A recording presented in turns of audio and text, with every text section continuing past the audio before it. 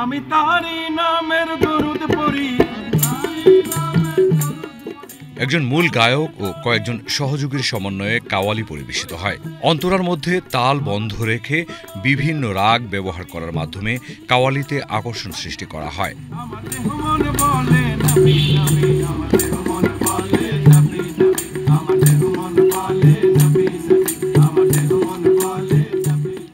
ঢোল ব্যবহার করে সমবেত হাততালি দিয়ে এর তাল রক্ষা করা হয়। কাওয়ালি গানের শিল্পীদের কাওয়াল বলা হয়। এটি একটি ভক্তিমূলক গান যা মূলত সুফি সাধকরা নৃত্য ঢঙে গেয়ে থাকেন।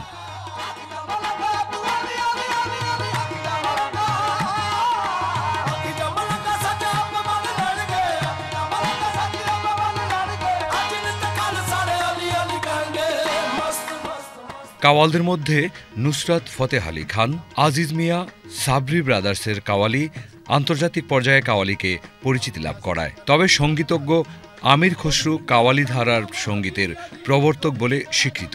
বাংলাদেশে কবি কাজী নজরুল ইসলাম কাওয়ালিকে জনপ্রিয় করে তোলেন। অবশ্য ইদানিং কাওয়ালিকে সুফি সঙ্গীত হিসেবে পরিবেশন করা হচ্ছে। মোহাম্মদ মুস্তাফা সাল্লে আলা তুমি বাদশার বাদশা কমলি।